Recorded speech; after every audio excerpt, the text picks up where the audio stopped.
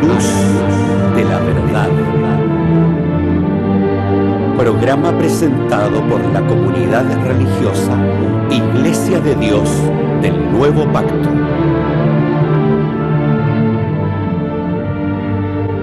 Millones de personas en el mundo piensan que la Biblia es la palabra del único y verdadero Dios.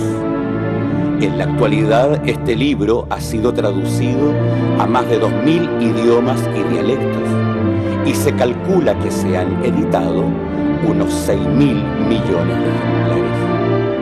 Ningún otro libro que se haya escrito ha ejercido tanta influencia en la sociedad como la Biblia. Sin embargo, su lectura no ha reportado la felicidad ni los beneficios que se esperan de ella. Conozca a través de este programa el porqué de esta situación y lo que verdaderamente enseñan las Escrituras.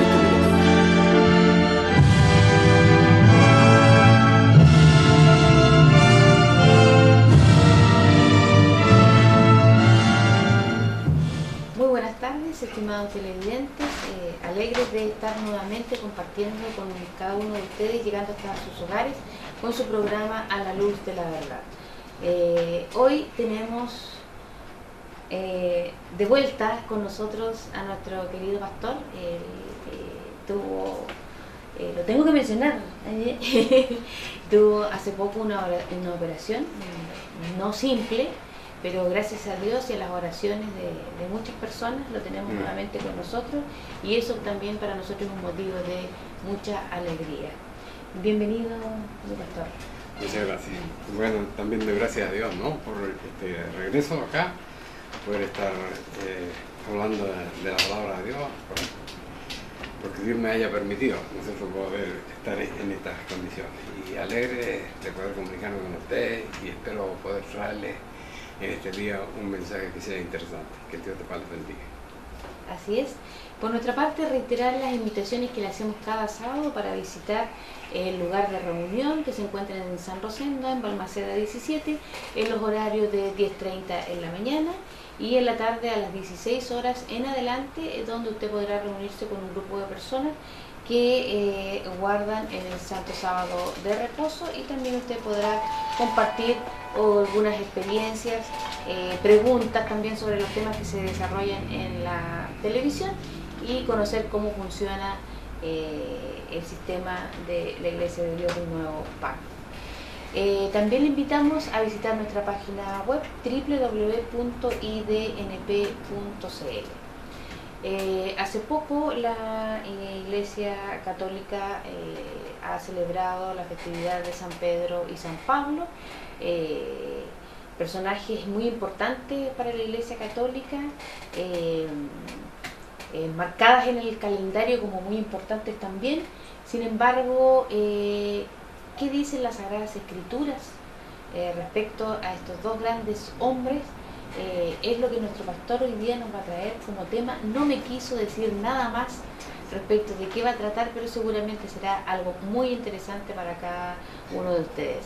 Antes sí, les quiero invitar a disfrutar de una hermosa alabanza, y de vuelta ya estamos con nuestro pastor para que nos pueda dar cuenta de este tema que él ha denominado San Pedro, San Pablo.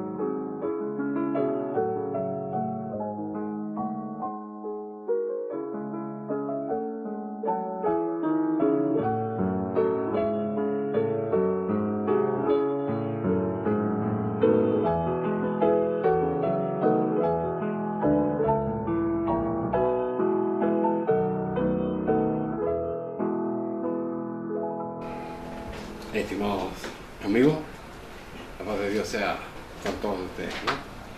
Bueno, ha terminado el mes de junio, que nos trajo, por supuesto, el comienzo del invierno, ¿no? Se despide de junio, comienza julio, luego de un buen feriado que tuvimos en la celebración de la fiesta de San Pedro y San Pablo, como suele llamarse, ¿no? Es importante que nosotros podamos ubicarnos en cómo es esta celebración en el mundo y por qué nosotros la hemos llegado a conocer, ¿no? Cuando uno lee la Sagrada Escritura sin el conocimiento previo de la religión misma, ¿no es cierto? Conociéramos, por ejemplo, a Pedro como era su nombre original, Bar Jonas o Bar Jonas, y a Pablo como Saulo de Tarso, indudablemente que nos parecería absolutamente imposible suponer que algún día iban a estar en un frente común, luchando por la palabra de Dios, luchando por la verdad, ¿no? Pero ahora tenemos esto que sucedió por milagro de Dios alguna vez y a través de la gran influencia de la Iglesia Católica Apostólica Romana, lo tenemos convertido en una fiesta, ¿cierto? Donde aparece un Pedro como Papa de la Iglesia Católica Apostólica Romana y como el apóstol Pablo, un enemigo declarado de lo que es la ley de Dios en la actualidad y con muchas citas que la gente usa para decir, ¿no es cierto?, que ya ni el sábado, ni la fiesta santa de Dios como San Pascua, Ácimos, Pentecostés, trompeta, expiación y cabaña, ya tuvieran algún valor de esto, ¿no es cierto? Un verdadero plagio de la verdad, un verdadero, no puedo calificar como un error, sino como una mentira bárbara, donde se han salido las explicaciones de los términos de la palabra de Dios. Por eso es que me parece importante en esta mañana poder hablar un rato de quién verdaderamente es quién, ¿no es cierto? Bueno, partamos por Pedro. En realidad el nombre de Pedro, el nombre original es Simón, ¿no es cierto?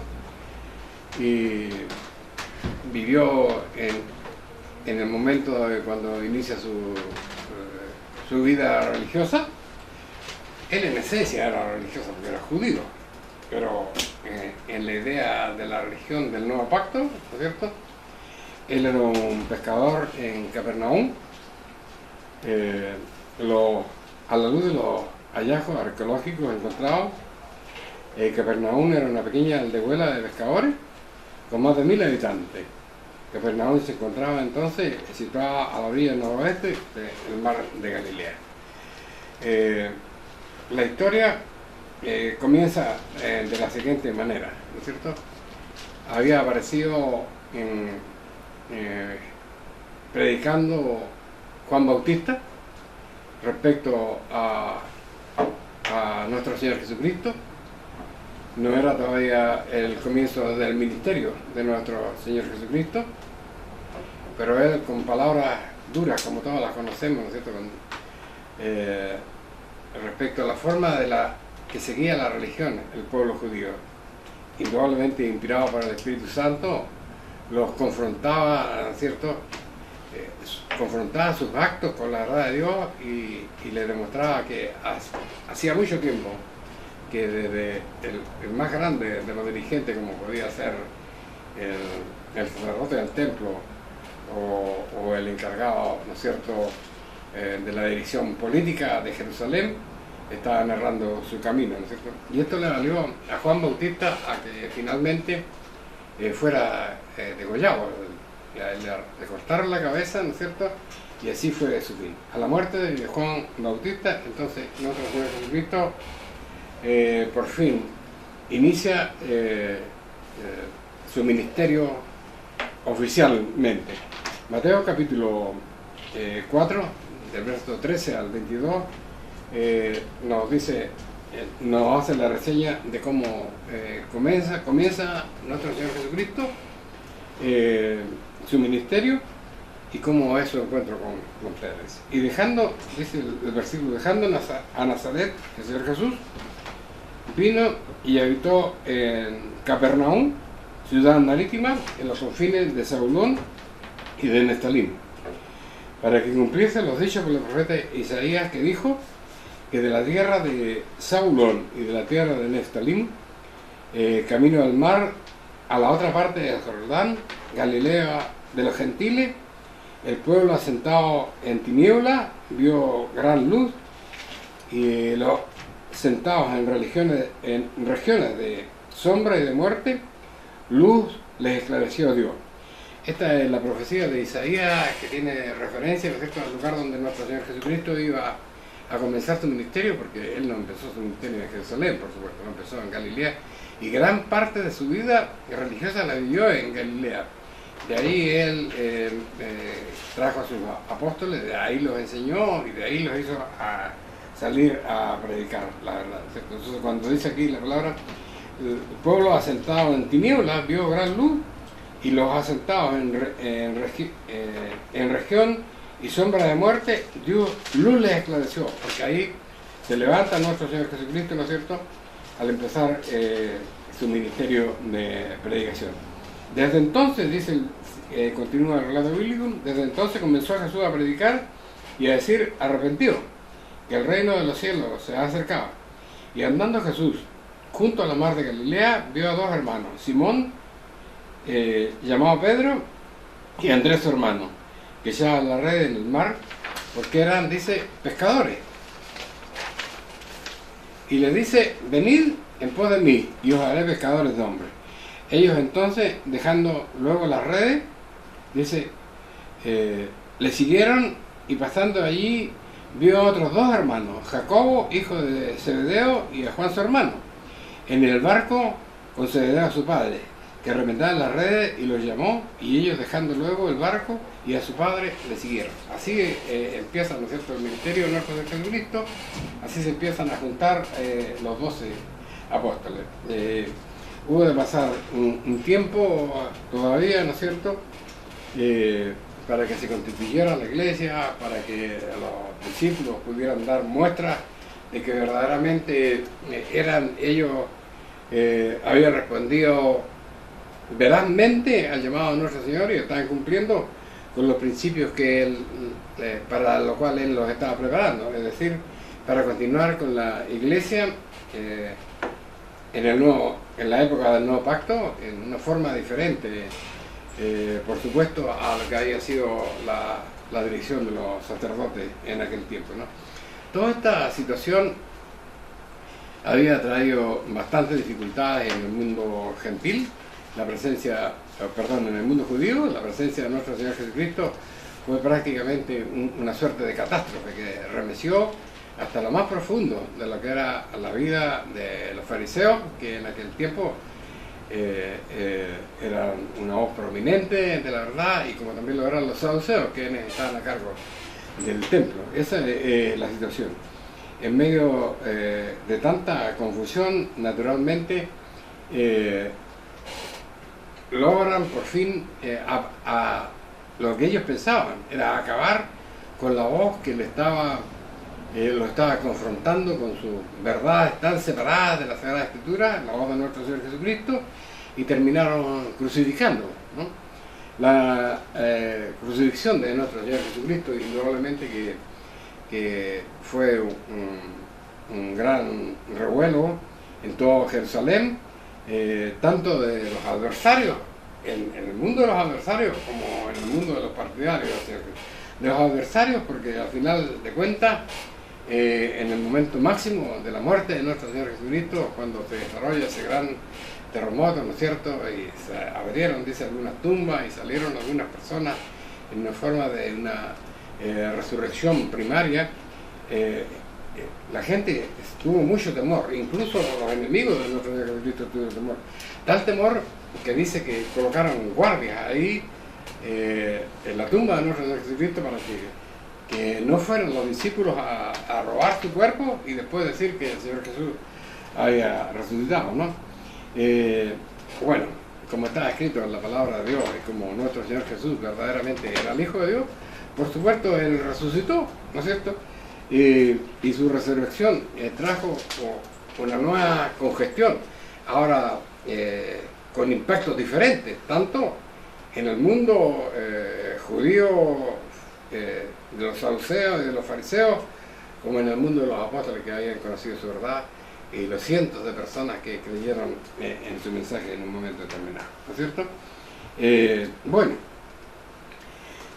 naturalmente que la felicidad de tener de vuelta a nuestro Señor Jesucristo, a pesar de la incredulidad de los mismos discípulos, ¿no es cierto?, no duró mucho tiempo. El proceso está escrito en la palabra de Dios, en el libro de los Hechos, en el capítulo primero, se muestra la última conversación después de 40 días que estuvo Jesús con sus discípulos. Llegó el momento que él debía retornar a su Padre, ¿no es cierto?, y la iglesia siguió el momento de la predicación. Y aquí, para poder seguir identificando a estos personajes, ¿no?, este famoso San Pedro y este famoso San Pablo, ya conocimos al principio. Pedro fue llamado un pescador, era un hombre humilde, un hombre que no tenía una gran cultura, que no era una persona adinerada, ¿no es cierto? Ahora, algunos pretenden presentarnos a nosotros, a Pedro, como una persona ignorante. La ignorancia en aquel tiempo, o la falta de educación en un colegio, tenía que ver más con la cosa de lo que era el pueblo de Israel. Es decir, no hay ningún testimonio que nos diga, por ejemplo, que Pedro pudo ir a una escuela sacerdotal o a una escuela farisaica a estudiar la doctrina, pero él era un fiel servidor de Dios y enseñado por nuestro Señor Jesucristo. Indudablemente que no podía ser mejor que eso, pero eso no tenía validez en la sociedad hebrea, ¿no es cierto? Y bueno, llegamos a la partida de nuestro Señor Jesucristo. El Espíritu Santo se derrama sobre la iglesia de los apóstoles.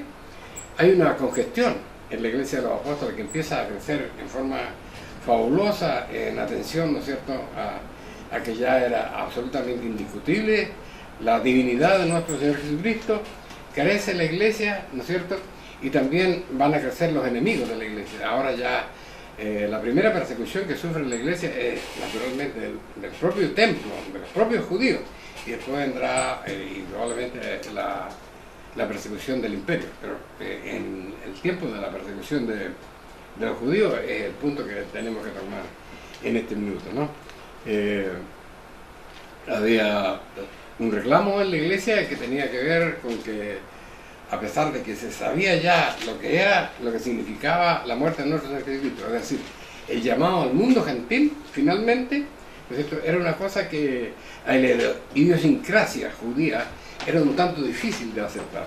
Por eso que cuando leemos, por ejemplo, en el libro de los Hechos, nos damos cuenta que hay una acusación ahí en el momento antes que se levantaran los diáconos, que es la razón por la cual se levantan los diáconos, y era que los judíos naturales, ¿no es cierto?, no aceptaban plenamente a los griegos, ni aceptaban a las personas extranjeras con la misma libertad con que aceptaban a los judíos naturales.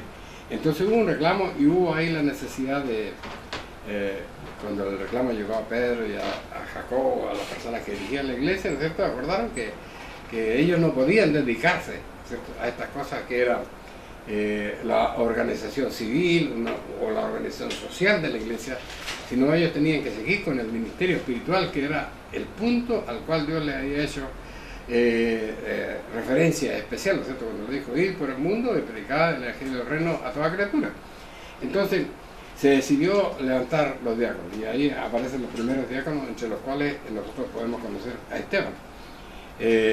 Y encontramos que Esteban no tan solo fungió como un diácono, sino que realmente era un hombre inspirado en el Espíritu Santo de Dios, y pudo también ejercer su función espiritual, ungiendo a los enfermos, sanando enfermos, hablando mucho de la palabra de Dios. El capítulo 9 del libro de los Hechos, en el verso 1 adelante, dice de la siguiente manera: en realidad el capítulo 8, 7 y 8 es el que nos muestra el gran discurso de Esteban, ¿no es cierto? Que no fue un discurso dirigido a los gentiles propiamente tal, sino fue un discurso dirigido al mundo judío. El mundo judío que tenía que entender, ¿no es cierto?, lo que significaba la persona del Señor Jesucristo, y los que todavía estaban dudando de cómo iba a ser la religión de aquí para adelante, era cosa que había que quedar clara. Y aquí aparece Esteban con su gran discurso, ¿no es cierto? Un discurso que obviamente llenó de odio a los que eran los judíos, porque le estaban removiendo su propia herida, de su orgullo farisaico, de su orgullo de ser los dueños de la verdad, ¿no es cierto? Y finalmente terminan por levantar una calumnia, ¿no es cierto? Así lo relata la palabra de Dios. Levantan una calumnia a Esteban y hacen que la gente se vaya contra Esteban y terminan apedreando. En el capítulo 9 del libro de los Hechos, el versículo 1 al 4 lo relata de la siguiente manera. Dice: y apedrearon la multitud, ¿no es cierto?, a Esteban, invocando a él y diciendo: Señor, apedrearon a Esteban, invocando a Esteban al Señor Jesús, diciendo: Señor Jesús, recibe mi espíritu. Y puesto de rodillas, clamó a gran voz, dice: Señor, no le imputes el pecado. Dice, y habiendo dicho esto, durmió. Y aquí aparece ahora un nuevo personaje. Ya dejamos claro a Pedro, dejemos claro a Pablo ahora, dice: y Saulo consentía en su muerte. Y aquel día se hizo una grande persecución a la iglesia. Esta es la persecución que hace el mundo judío propiamente tal. Y todos fueron esparcidos en las tierras de Judea y de Samaria, salvo los apóstoles. Y llevaron a enterrar a Esteban, varones piadosos, e hicieron gran llanto sobre él. Entonces Saulo asolaba a la iglesia, entre tanto entrando por las casas y trayendo a hombres y a mujeres, los entregaba a la cárcel, más los que fueron esparcidos iban por todas partes anunciando la verdad. Y aquí tenemos ahora, ¿no es cierto?, cómo aparece San Pedro en la historia de la Iglesia de Dios. No aparece, por supuesto, de la mejor manera. En otra parte de la Sagrada Escritura dice del apóstol Pablo, que fue más tarde, dice lo siguiente, y se los quiero leer a ustedes. Dice, y aquí dice, a mí me parece que cuando nosotros presentamos a Pablo de esta manera, lo más insólito que pudo haber para nosotros presentar o poder suponer, si no conociéramos los hechos de la Biblia, que algún día él iba a hacer algo delante de Dios. Y aquí dice, y Saulo, que a sus pies fue puesta la ropa de Esteban, que era el Hijo de Dios, respirando a una amenaza y muerte contra los discípulos del Señor, vino al príncipe de los sacerdotes y demandó de él letras para Damasco, a la sinagoga, para que se hallase algunos hombres o mujeres de esta secta, la que seguía a Jesús, ¿no es cierto?, los trajera presos a Jerusalén. Y yendo por el camino, aconteció que llegando cerca de Damasco, súbitamente le acercó un resplandor de luz, y cayendo en tierra, oyó una voz que decía: Saulo, Saulo, ¿por qué me persigues? Y él le dijo: ¿quién eres, Señor? Y él le dijo: yo soy Jesús, a quien tú persigues. Dura cosa te es dar cosas contra el aguijón. Y él, temblando y temeroso, dijo: Señor, ¿qué quieres de mí? Y el Señor le dice: levántate y entra en la ciudad, y se dirá lo que te conviene hacer. Y los hombres que iban con Saulo se pararon atónitos, oyendo a la verdad la voz, mas no viendo en medio a nadie. Entonces Saulo se levantó a la tierra, abriendo los ojos, no veía a nadie. Así que llevándole por la mano, metiéronle en Damasco, donde estuvo 3 días sin ver, y no comió ni bebió. Había entonces un discípulo en Damasco llamado Ananías, el cual dijo en visión a Ananías, y él respondió: heme aquí, Señor. Este es el principio de la historia. Aquí va a cambiar Saulo, ¿no es cierto?, llamado por nuestro Señor.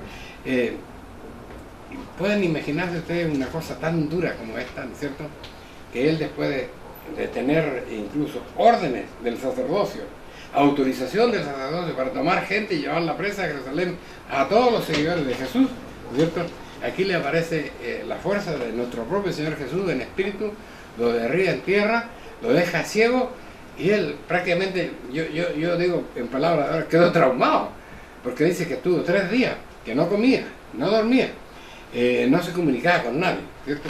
Y más todavía, cuando ustedes leen, por ejemplo, la carta de Gálatas, se van a dar cuenta de que Pablo, lejos de ir a Jerusalén como cualquiera de nosotros hubiera hecho tal vez en esas circunstancias, él dice, prácticamente huyó de ahí, dice, y estuvo en Damasco, y no me acuerdo cuál otra ciudad estuvo él, tuvieron que pasar 3 años, y después de 3 años, por fin, él decide, ¿no es cierto?, se da cuenta que él tiene que empezar por donde debe empezar, y de ahí se remite a Jerusalén, ¿no es cierto?, y tiene la oportunidad de conocer por fin a Pedro, y conocer también a Jacobo, ¿no es cierto?, y de esta manera poder ellos empezar, ¿no es cierto?, a conocer la verdad.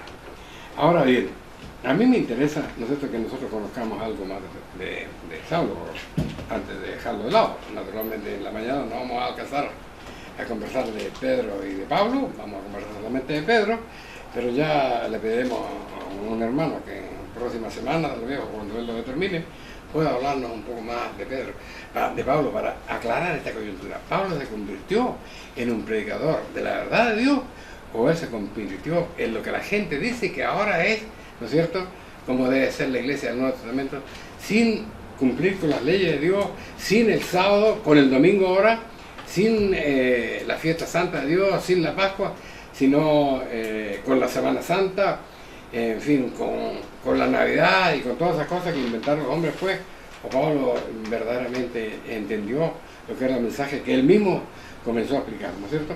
Entonces, en lo que sí debemos saber que Pablo era muy diferente a Pedro en muchas cosas. Él era un hombre que procedía de una familia acomodada, ¿no es cierto? Era judío, pero él no vivía en Turquía, en Tarso, ¿no es cierto? Ahí se educó a él, ahí tuvo un negocio, él era fabricante de carpas, ¿no es cierto? Y nosotros decimos carpas, pero en realidad eran tiendas que se hacían con pelo de animales, con cuero de animales. Entonces, ese era su oficio. Y ese oficio le sirvió a él, ¿no es cierto?, para no ser una carga para la iglesia. Lo vamos a encontrar en el libro de los Hechos, donde él se dedicaba a eso, y eso le permitía moverse, y eso le permitió hacer esos 3 grandes viajes, ¿no es cierto?, para establecer la iglesia de Dios, del nuevo pacto en el mundo gentil, ¿no es cierto? Estas son las cosas que nosotros tenemos que ver. Él tampoco fue una persona que aprendió por el hecho de ser judío, aprendió de la fiesta solemne y todas las cosas.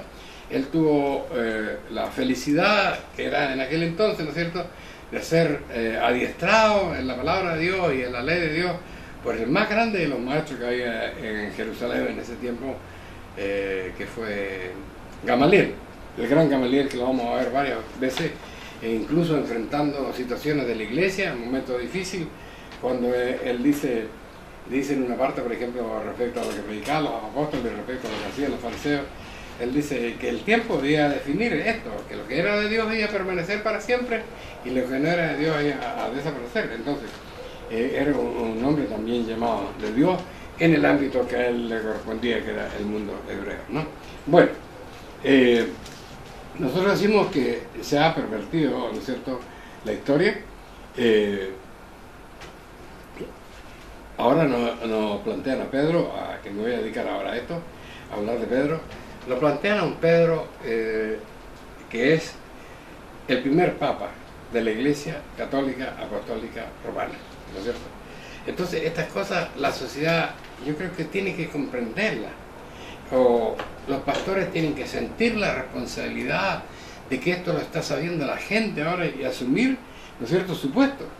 ¿Por qué digo los pastores? Si Pedro no es un papa de los pastores evangélicos, no, él es papa de la Iglesia Católica Apostólica Romana. Pero los niños que salieron de la Iglesia Apostólica Romana, donde hablan, ¿no es cierto?, de Pedro como su papa principal, ¿no es cierto?, son las que han pervertido el evangelio que nosotros conocemos ahora. Entonces, Vamos a leer ahora una conversación que tuvo nuestro Señor Jesucristo con sus apóstoles en un momento determinado, ¿no? Esta no es una conversación que él tuvo con mucha gente, no, la tuvo exclusivamente con sus discípulos, dice. Voy a leer Mateo capítulo 16, ¿cierto? Verso 13 al 19. Dice de la siguiente manera: y viniendo Jesús de la parte de Cesarea de Filipo, preguntó a sus discípulos diciendo: ¿quién dicen los hombres que es el Hijo del Hombre? Porque indudablemente que el mensaje de Isaías, el profetizar de que venía el Hijo de Dios, ¿no es cierto?, de que era una cosa que todo el mundo la conocía. Lo que no sabían era cómo venía. Lo que ellos esperaban, ¿no es cierto?, cuando estaban bajo el dominio del duro imperio romano, esperaban que viniera un general fuerte y guerrero, un líder guerrero que los sacara del dominio romano para que ellos pudieran seguir siendo, ¿no es cierto?, el pueblo de Israel con sus leyes y con sus formas, que temían que esto pudiera terminar en cualquier momento. Entonces, la gente esperaba a ese Mesías. Entonces, por eso esta conversación de Jesús con sus discípulos: ¿quién dice los hombres que es el Hijo del Hombre? Y ellos dijeron: algunos dicen que es Juan el Bautista, y otros piensan que es Elías, y otros creen que es Jeremías o alguno de los profetas. Entonces Jesús les dice: ¿y vosotros? ¿Quién decís que soy? Y respondiendo a Simón Pedro, le dijo: tú eres el Cristo, el Hijo del Dios viviente. Entonces, respondiendo Jesús le dijo: bienaventurado eres Simón, hijo de Jonás, porque no te lo reveló carne ni sangre, mas mi Padre que está en los cielos. Mas yo también te digo que tú eres Pedro, y sobre esta piedra edificaré mi iglesia, y las puertas del infierno no prevalecerán contra ella. Y te daré a ti la llave del reino de los cielos, y todo lo que ligares en la tierra será ligado en los cielos, y todo lo que desatares en la tierra será desatado en los cielos. Aquí está. Este es el término medular, ¿no es cierto?, para entender de que Pedro es la piedra sobre la cual se edificó la Iglesia Católica Apostólica Romana. Pero cuando nosotros leímos la Sagrada Escritura, nos vamos a dar cuenta, y cuando leemos la historia universal, nos damos cuenta de que la Iglesia Católica, como tal, ¿no es cierto?, es muy lejana en los siglos. No aparece en la Iglesia, en la historia universal, antes del tercer siglo. Antes del tercer siglo sí que hay una iglesia que se rebeló contra el apóstol Pablo. Ustedes pueden ver, por ejemplo, las cartas de Pablo a la iglesia de Timoteo, donde se encuentran ahí con un personaje que se llama Alejandro el Calderero, que se rebeló contra Moisés a tal punto, dicen las cartas, que en alguna ocasión no le dejó entrar a la iglesia donde él estaba. Y él se queja y dice que él le causó muchos males, pero él dice ha sido entregado. Esa es la única iglesia que aparece contraria a la iglesia verdadera y contraria y diferente al mundo pagano, ¿cierto? La iglesia verdadera, la iglesia de nuestro Señor Jesucristo y los apóstoles, está el mundo pagano con toda su idolatría, y aquí aparece una nueva iglesia. La iglesia que se separa, ¿no es cierto?, del apóstol Pablo, y eso tiene que haber acontecido entre el año 50 y el año 67, cuando nosotros leemos los testimonios de la carta del apóstol Pablo a Timoteo. Ahí aparece una iglesia donde aparece personas como Fileto, por ejemplo, un nombre que da, como Alejandro el Calderero, como Himeneo, personas que se rebelaron contra la verdad de Dios e incluso predicaban que no existe, por ejemplo, la resurrección, y ya la resurrección había sido. Entonces eran enemigos y se separó la iglesia. Es la única iglesia que se conoce, y nosotros decimos, digamos por artículos que hemos leído, que ese es el nacimiento de la iglesia. No estoy hablando de la iglesia católica apostólica, sino que estoy hablando de la iglesia romana, una iglesia diferente, estimados hermanos, una iglesia que se apartó de la verdad de Dios, que conoció a los apóstoles de Cristo y que finalmente terminó fuera de todo este medio, ¿no es cierto?, y es una nueva iglesia. Pero ahora intentamos esto de la piedra, que es un punto esencial para nosotros. Dice la palabra del Señor, ¿no es cierto? Volvamos acá a Mateo, dice: ¿quién decís que soy? No habla ninguno de los discípulos. Él no está hablando con gente de afuera, está hablando con... Y se levanta Pedro y le dice, ¿no es cierto?, tú eres el Cristo, el Hijo del Dios viviente. Cuando él les dice eso, ¿no es cierto?, cuando Pedro declara que Jesús es el Hijo de Dios, era una declaración que era difícil de aceptar, porque era Dios en medio de los hombres, era una cosa que Israel no iba a aceptar. Dios que no era el Dios que ellos lo entendían como era, no lo iban a aceptar. Pero él se atrevió a decirlo: tú eres el Hijo del Dios viviente. Entonces respondió Jesús y le dijo: bienaventurado eres Simón, hijo de Jonás. Y aquí hay una cosa singular, ¿no? Él llamó, hasta ahí Jesús no había conocido a la familia de Pedro, ni aparece la familia de Pedro, pero Jesús sabía. Pedro sabía quién era Jesús, y Jesús sabía quién era absolutamente Pedro, porque tú eres Simón. Si ya no lo nombra como Pedro, lo nombra con su nombre original. Tú eres Simón, hijo de Jonás, porque no te le reveló carne ni sangre, mas mi Padre que está en el cielo. Mas yo también te digo, tú eres Pedro, y sobre esta piedra, y aquí es, ¿cuál es la piedra?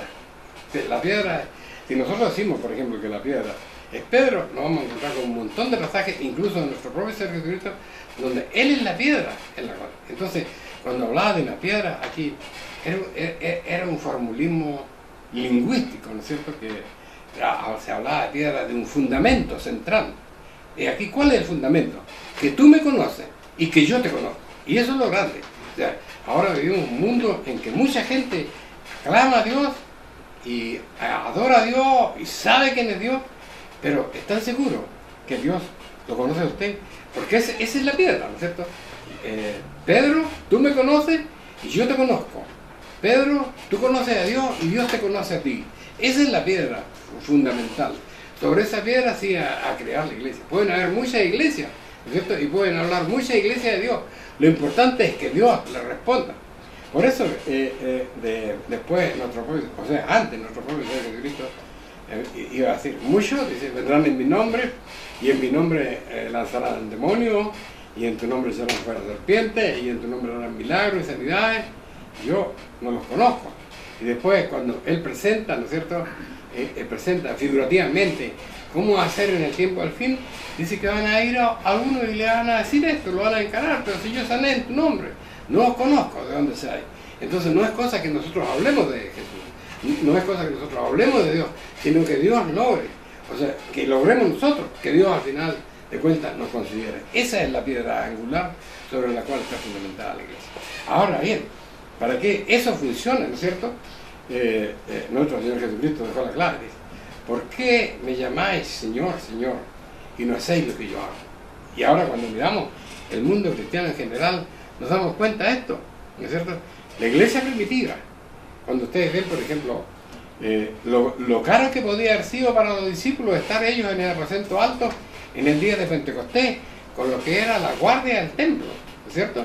Pero Dios no permitió que a ellos les pasara nada, y ellos estuvieron en el Pentecostés, ¿no es cierto?, muerto nuestro Señor Jesucristo, aún celebrando una fiesta santa de Dios. Entonces, ¿cómo puede decir la gente que estas cosas quedaron clavadas en la cruz? ¿Y cómo podemos aceptar que la Iglesia Católica nos meta, ¿no es cierto?, mandamientos que son de hombre, ¿no es cierto? Entonces, estas son las cosas que nosotros tenemos que entender. Pedro puede decir él de él, que él fue la piedra. Vamos a ver algunos argumentos bíblicos. Dice, 1 de Pedro, capítulo 2, versículos 3 al 5, dice lo siguiente. Esta es una carta de Pedro, obviamente. Si empero habéis gustado que el Señor es benigno, el cual ha llegando piedra viva, reprobado a cierto de los hombres, empero elegí a Dios precioso. ¿Qué está hablando Pedro? No está hablando que Él es la piedra, sino que está hablando del Hijo de Dios, del Señor, dice, el cual, dice, allegando a Él como una piedra viva que es Él, ¿no es cierto?, reprobada a cierto de los hombres porque lo crucificaron en la cruz, pero elegí a Dios preciosa que lo levantó de entre los muertos. Vosotros también, dice el verso, también como piedra viva, dice, se edificado una casa espiritual, un sacerdocio santo para ofrecer sacrificios espirituales agradables a Dios por Jesucristo. Y aquí estas son las cosas que tenemos que descartar. Ofrecer, dice, sacrificios espirituales agradables a Dios por Jesucristo. ¿En qué parte, por ejemplo, en qué parte de la Sagrada Escritura nosotros encontramos, ¿no es cierto?, que Dios, que nuestro Señor Jesucristo dijo, cuando yo me muera, vosotros celebraréis el día de mi muerte? Porque la Semana Santa, ¿no es cierto?, es la conmemoración de la muerte de nuestro Señor Jesucristo, y fue antepuesta, ¿no es cierto?, a la ley de Dios, a la fiesta de la Pascua, ¿no es cierto? ¿En qué lugar, ¿no es cierto?, de la Sagrada Escritura aparece que para nosotros debía ser un día santo, un día de recuerdo, ¿no es cierto? El hecho de Pedro y Pablo, ¿por qué ese apócope, ¿no es cierto?, de San que le dan los hombres, ¿no es cierto?, y que no tan solo se la dieron a todos los discípulos, sino que se la dieron a María y se la dieron a tantas personas que han existido, ¿no es cierto? Incluso ya cuando muere un papa ya pasa a ser santo. Esa es una potestad que tiene Dios de llamarnos santos a nosotros, no podemos adjudicarla, ni nosotros menores. Es como que si de repente en el ejército, ¿no es cierto?, hubieran formado todo el ejército y un caos apareciera y dijera, a ti te nombro general. No puede ser eso. El nombramiento viene de arriba hacia abajo. Dios tiene que decir quiénes son los santos y quiénes no lo son. Y esas son las cosas que el mundo ha enredado, ¿no es cierto?, y que ahora no la terminamos de aprender. Por eso que cuando dice la palabra de Dios respecto a lo que nosotros tenemos que entender como es la verdad, dice, por ejemplo, siguiendo con la carta de Pedro, dice, he aquí, yo he puesto en Sión, dice, la piedra principal del ángulo, escogida y preciosa, quien creyere en ella no será confundida. ¿Y en qué no había que creer? Había que creer en Cristo, no había que creer en lo que ofrecía en aquel tiempo el templo. Dice, ella es pues honor a vosotros que creíste, más para los desobedientes. La piedra, Jesucristo, que los edificadores reprobaron, esta fue hecha la cabeza de ángulo y piedra de tropiezo y roca de escándalo para aquellos que tropiezan en la palabra, siendo desobedientes, para la cual fueron ordenados desde el principio. Entonces aquí tenemos una cosa. Pedro dando testimonio de que la piedra no es él, la piedra sobre la cual se levanta la iglesia es, si hablamos de un ser, es nuestro Señor Jesucristo, ¿no es cierto? Y hablamos de una filosofía de existencia, ¿no es cierto?, de la iglesia de Dios, tiene que ver con que se dé este ejercicio. Yo clamo a Dios y Dios me responde a mí. Yo conozco a Dios y Dios me conoce a mí. Esos son los elementos fundamentales, ¿no es cierto?, para que exista la iglesia de Dios. Pero yo hallo que cuando nuestro Señor Jesucristo clama, dice, ¿por qué me llamáis Señor, Señor y no sé lo que yo digo? Es el tema que nosotros tenemos que ver, ¿no es cierto?, para saber si verdaderamente nosotros estamos haciendo lo que el Señor hizo. Cuando Él dijo, por ejemplo, no penséis que yo he venido a abrogar la ley de los profetas. Yo no he venido a abrogar, yo he venido a cumplir. Porque como es hijo de Dios, tenía que cumplir. Porque no puede haber un hijo de Dios que no cumpla las leyes que Dios ha mandado. Entonces, esta mecánica de la existencia de los hijos de Dios todavía no se entiende. O si se entiende, ¿no es cierto?, la estamos pervirtiendo tal vez con otros propósitos, ¿no es cierto?, con otros propósitos que no son los propósitos de alcanzar, de que la persona alcance la verdadera salvación. Ahora, Pedro, ¿cómo es la historia? La historia cuenta, ¿no es cierto?, que en un momento determinado la Iglesia Católica Romana encontró por allá en los vestigios un osario, una cajita con hueso, que decía arriba Pedro. Entonces eso señala de que Pedro vivió en Roma, de que Pedro murió en Roma, porque se sabe que murió Pedro, que murió en Roma, y que por eso Pedro es, ¿no es cierto?, la piedra principal de la Iglesia Católica Apostólica Romana. Puede ser esto verdaderamente. ¿Esto concuerda con lo que dice la Biblia? Vamos a ver el capítulo 2 del libro de Gálatas. Pedro vivo todavía, Pablo vivo todavía, por fin los dos juntos, dice. Antes, Gálatas capítulo 2, versos 7 al 10, voy a leer. Dice, hablando aquí Pablo, ¿no? Antes, por el contrario, como vieron, ¿de qué está hablando aquí? Aquí está hablando de lo que está escrito en el capítulo 15 del libro de los Hechos, que es el testimonio de lo que fue el primer concilio de la iglesia verdadera, ¿no es cierto? Entonces ahí se formó, aquí la situación de la iglesia era difícil. ¿Por qué era difícil? Ustedes van a ver, por ejemplo, cuando Pablo se enfrenta a Pedro, porque había una cosa, ya la iglesia del nuevo pacto sabía que los gentiles tenían que aceptarlo. y Pablo está en Galacia, y Pedro llegó a una de las iglesias de Galacia donde estaba Pablo, y él compartía con los discípulos que eran gentiles, comía con ellos, se reía con ellos, conversaba, lo pasaba bien, digo yo, eso lo puse yo. Me imagino que si era entre el medio del pueblo de Dios tenía que haberlo pasado bien, porque el pueblo de Dios siempre es muy caritativo, ¿no? Bueno, el hecho es que había una costumbre en Jerusalén, y la costumbre en Jerusalén fue pedida, así dicen grandes historiadores, como Flavio Josefo, por ejemplo, que existía una costumbre que desde Jerusalén se mandaban judíos a todas las iglesias nuevas que estaban gentiles, que estaban creyendo la verdad, para ver qué cosas hacían, ¿no es cierto? Entonces estaba Pedro pasándolo bien con sus hermanos, ahí donde estaba Pablo también, ¿no es cierto? Y de repente llega la comisión de la iglesia central, y Pedro se empieza a hacer como un ladito, como que yo estoy con ellos, pero no estoy con ellos, que no me vean que me estoy contaminando. Entonces Pablo no aguantó estas cosas. Y el primer desencuentro, ¿no es cierto? Pablo enfrenta a Pedro. Yo creo que tal vez esta fue, estuvo primero el concilio de Jerusalén. Sí, ese fue el primer encuentro. El primer encuentro fue cuando Pablo subió a Jerusalén después de 3 años. El segundo encuentro fue en el concilio de Jerusalén. Y este es el tercer encuentro. Entonces, que están aquí y llegan y se empiezan. Entonces Pablo lo repite, pero ¿cómo tú? Y ¿cómo tú que estás compartiendo los gentiles ahora llegan esto y te empiezas como que estas cosas no pueden ser, los gentiles son parte de esto? Y lo reprende, eso lo pueden ver en el libro de Gálatas. Pero yo lo que quiero demostrarles ahora, ¿no es cierto?, cómo entendió el apóstol Pablo que fue la resolución final del concilio y que tienen que ver con el destino de Pedro y de Pablo dentro de la iglesia no pacto. Antes, por el contrario, como vieron que el evangelio de la incircuncisión me era encargado, ¿qué era el evangelio de la incircuncisión? Pablo, tú tienes que ir al pueblo gentil. Y luego dice, como a Pedro, el evangelio de la circuncisión. Entonces, ¿qué significa eso? Que Pedro tenía que dedicar su ministerio a ubicar a todos los gentiles, ¿no?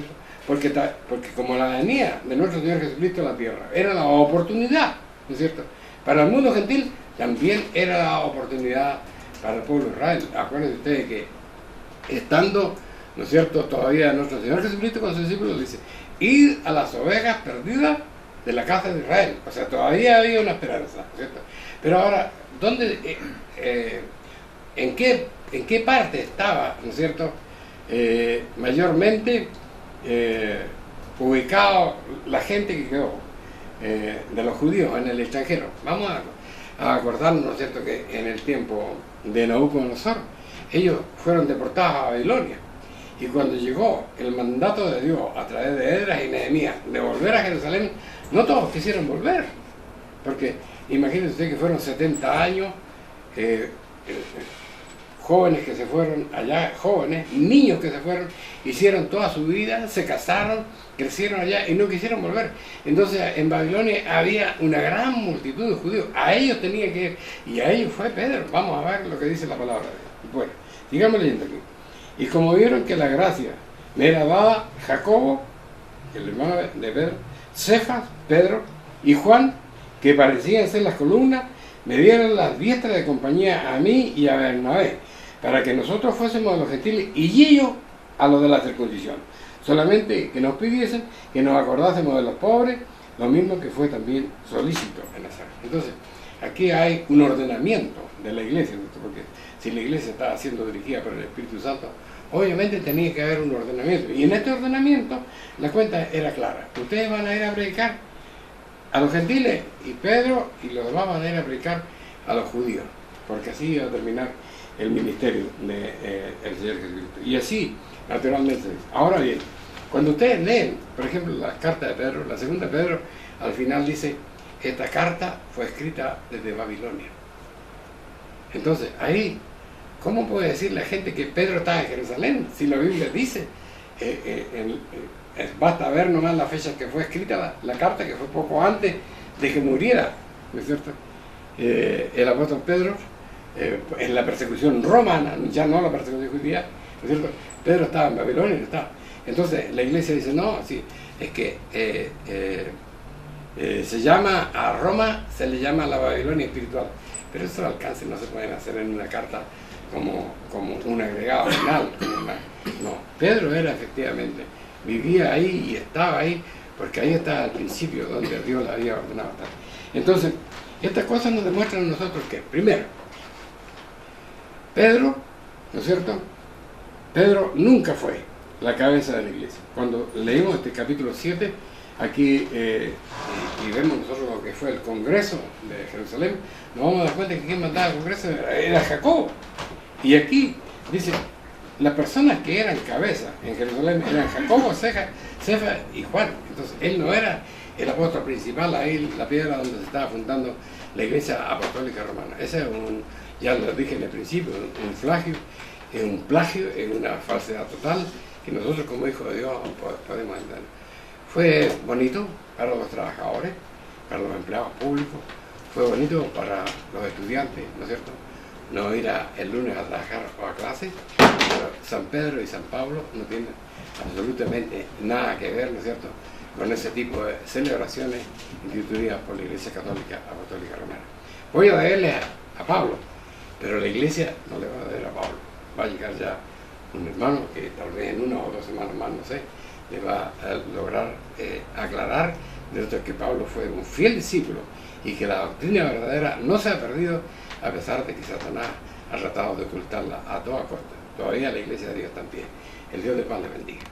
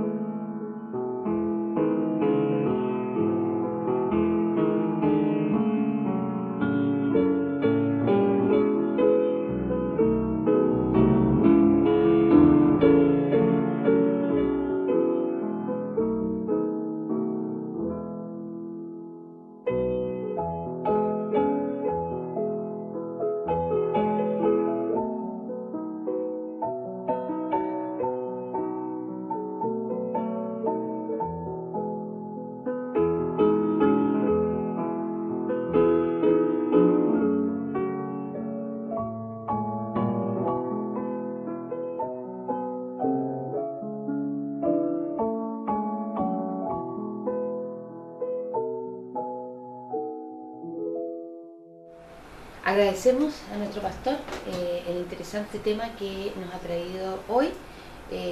Ya estamos, como es habitual, cuando viene nuestro pastor, al filo del tiempo, terminando el tiempo del programa, pero vamos a dar un espacio para que ustedes se despidan y finalizar el programa. Bueno, gracias a Dios, estimados hermanos, por estar de retorno con ustedes. Espero que a nuestros hermanos evangélicos les sirva esta meditación para que sepan cuál es la fuente que está alimentando doctrinalmente su vida espiritual y no nos terminemos perdiendo todos aquí, sino también puedan entender que nuestra iglesia tiene las puertas abiertas para que nos diga dónde nosotros podemos estar equivocados cuando hablamos de la palabra de Dios. El Señor le bendiga.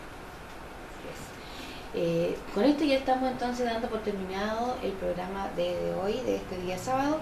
Esperamos que tengan ustedes una muy grata semana y nos volvemos a encontrar el próximo sábado en un nuevo programa de A la Luz de la Verdad.